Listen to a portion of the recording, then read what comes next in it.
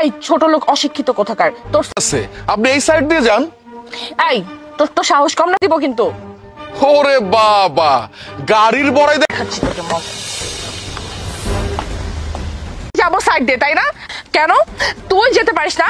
আমার এই খরচ কি তুই দিবি না তোর বাপ দিবে? এই যে ম্যাডাম, আপনার তাইলে এই যে সাইকেলটা দেখতেছেন না, এইভাবে উঠাইয়া এই ঠাকমার হয়ে যাবে। কয় টাকা দাম হবে জানেন? মাত্র 1 লক্ষ থেকে 2 লাখ। পাগল, তোর মতো একটা অশিক্ষিত মূর্খর সাথে কথা বলে ফালতু সময় নষ্ট করছি।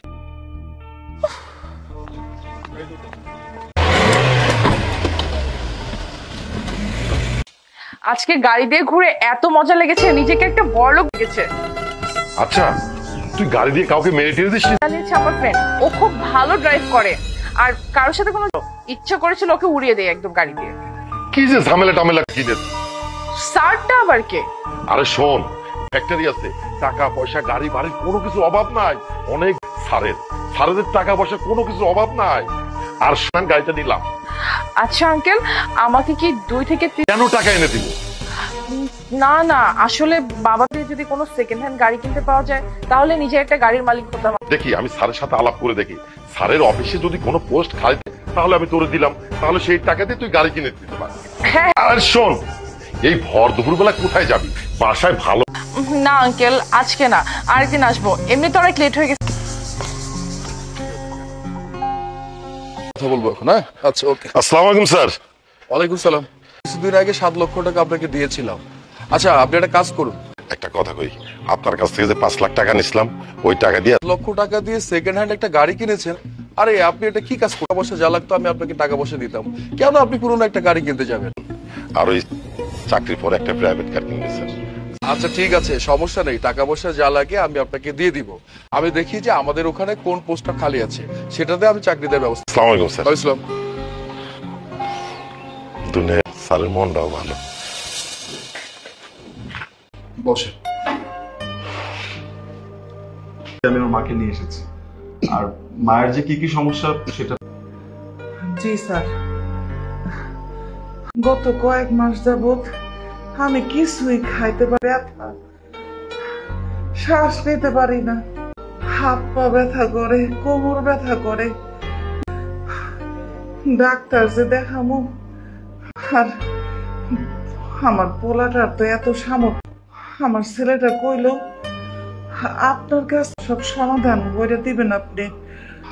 আচ্ছা ঠিক আছে। আর একটা কথা স্যার, বিশ্বাস সময় এই দুঃসময় আমি আত্মীয় স্বজন পাড়া প্রতিবেশী একটাকেও হাত বাড়াই নাই। জন্য যত টাকা প্রয়োজন সব টাকা দেওয়ার ব্যবস্থা আমি করব। মুন্নাকে বলবে আমি সমস্ত টাকা দিয়ে দিব। আর শুনুন, মানবার কোনো প্রয়োজন নেই, আপনি তো আমার মায়ের মতো। আমার মায়ের যদি কোনটি ভেবে নেবেন যে আমিও আপনার সন্তান, ঠিক আছে? আল্লাহ আপনারে আরো বড় করব। আমি আল্লাহ আপনারে ভালো রাখুক, সুস্থ রাখুক। আমি তো বললাম আপনি আমার মায়ের মতো, আমি আপনার সন্তানের মতো। এখন আর বেশি দেরি করার প্রয়োজন নেই, তুমি মাকে নিয়ে বাসায় চলে যাও। জি স্যার, আজকে তাহলে স্যার আমি আমার বাসায় যাই। ওয়ালাইকুম আসসালাম। হ্যাঁ হ্যালো ড্রাইভার, তুই একটা কাজ করো, মুন্না। তুই তুই এখানে কি করছিস? ছোট লোককে ওর মতো একটা মূর্খ অশিক্ষিতর কাছে নিয়ে এসেছেন চাকরির জন্য। একটু চুপ কর। ওনার জন্য তো এই অফিসে আমি চাকরি করি, ওনার টাকা পয়সা কোনো কিছুর অভাব না। আর তোর জন্য এই স্যারের সাথে আমি চাকরির ব্যাপারে আলাপ করছি। আপনার কোথাও ভুল হচ্ছে, আমি শিওর। আরে ওর সাথেই তো সেদিন আমার ব্যবহার করছিলি, আর আমি তোর চাকরির বিষয়ে স্যারের সাথে আলাপ করছি। গরিব মানুষ, আমি নিজে তো ঠিক মতো খাইতে পারি না, চলতে পারি না, দিতে পারবো না। যান তো ওনারা নিয়ে যান। স্যার মানে আচ্ছা ঠিক আছে চাচা, আপনি যেহেতু আমার এত বলতেছেন, আমার দেখে আপনি মনে করছেন অশিক্ষিত। একটা মানুষ সাদা মাটা ভাবে পোশাক আশাক করলে আর ওই খ্যাত আমি শিক্ষিত মানুষ। আর আমি যদি শিক্ষিত না হইতাম তাহলে এত বলতে পারি, বুঝতে পারছেন?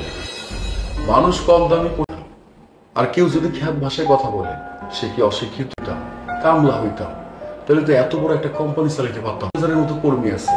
শোনেন ম্যাডাম, আমি শুদ্ধ ভাষায় কথা বলতাম, ছোটবেলা থেকে গ্রাম বাংলায় বড় হয়েছি। এই গ্রামের প্রতি আমার একটা টান, ভাষায় কথা বলি, সাদামাটা জীবনযাপন করি। এইটা যদি বুঝতে পারছি, আপনি ছোট মানুষ, এই অল্প বয়সে মানুষ ভুল দুটি কথাটাকে ক্ষমা করে দিচ্ছি। মনে কিছু করিনি, আপনার চাকরিটা আপনি আমার এখানে চাকরি করবেন। এই চাকরি করার সময় যদি যায় তাহলে কি আমার প্রতিষ্ঠানটা টিকবে? টিকবে না। তাই ঠিক মতো চাকরিটা করুন, ঠিক আছে?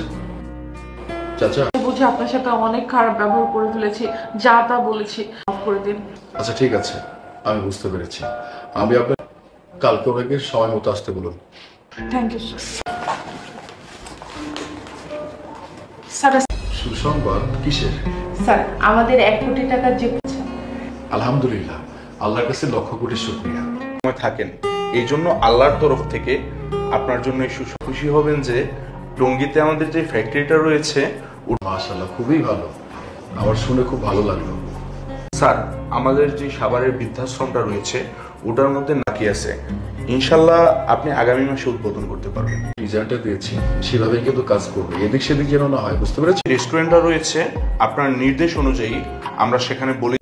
ঠিক আছে, আমি তোমাদেরকে একটা কথা সবসময় বোঝানোর চেষ্টা, মানুষের জন্য আমার ওসিলে যদি আরেকটা মানুষের উপকার হয়, তো এই যে বৃদ্ধাশ্রমের কাজটা যদি কমপ্লিট হয়ে যায়, সেখানে অনেক মানুষ ফ্রি খেতে পারবে, যাদের খাওয়ার কোনো অ্যাবিলিটি করে, এটা তো আমাদের কাছে বিশাল ব্যাপার, তাই না?